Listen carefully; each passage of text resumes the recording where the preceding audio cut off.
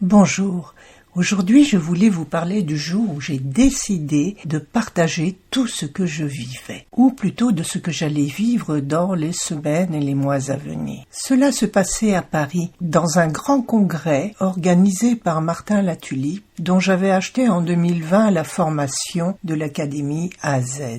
J'y avais appris de nombreuses choses, les bases du marketing écologique, parce que mon but n'était pas de vendre à tout prix, mais de positionner mes produits afin que les gens puissent les apprécier et se rendre compte de leur intérêt. Comment faire un site, des bases de coaching, comment écrire, comment faire une formation, enfin des bases pratiques, le tout agrémenté de séances de coaching qui m'ont énormément fait travailler sur moi et m'ont permis d'avancer dans ce métier. Et le clou du spectacle était une immersion de 3 jours avec des conférenciers internationaux qui avaient suivi évidemment la même formation et qui avaient réussi dans leur domaine. J'avais passé tous mes examens préliminaires et je devais recevoir le diagnostic auquel je m'attendais malheureusement dans les jours à venir. Cependant, j'avais décidé de profiter à fond de ces quelques jours dans la capitale. Et nous étions plusieurs milliers à écouter ces grands conférenciers dans un grand show à l'américaine, et tous nous disaient la même chose, qu'il fallait arrêter de faire semblant, d'arrêter d'imaginer les attentes des gens pour pouvoir y répondre au mieux, et au contraire,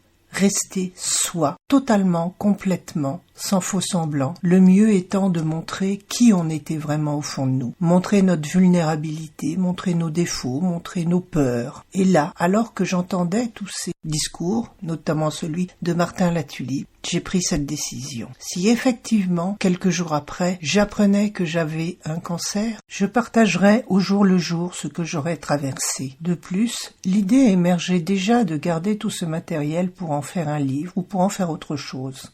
La preuve, j'en ai fait ce podcast quelques mois après.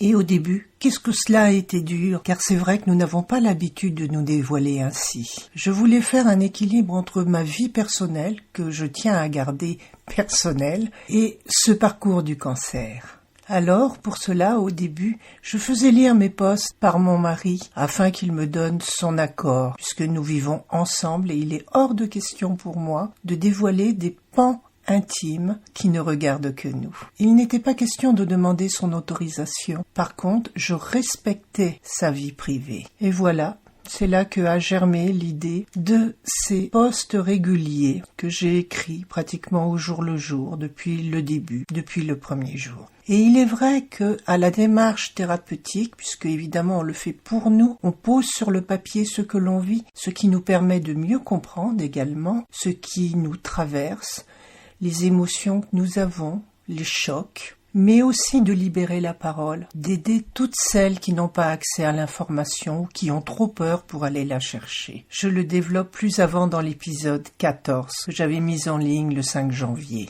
À ce moment précis, lorsque j'ai pris cette décision, j'étais bien loin de m'imaginer qu'un jour je serais là devant vous en train d'enregistrer cet épisode de podcast et que je toucherais autant de femmes et d'hommes, de malades, d'accompagnants, de thérapeutes, qui l'écouteraient pour comprendre ce qui leur arrive, pour comprendre la personne qu'ils accompagnent, pour voir ce qui se passe à l'intérieur de nous. Et en cela, je suis heureuse si ce podcast vous touche, vous aide surtout. Alors, n'hésitez pas à le mettre en commentaire et surtout, abonnez-vous si vous voulez entendre la suite.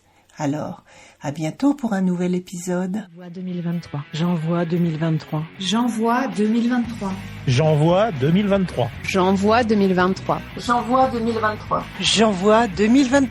J'envoie 2023. J'envoie 2023. J'envoie 2023.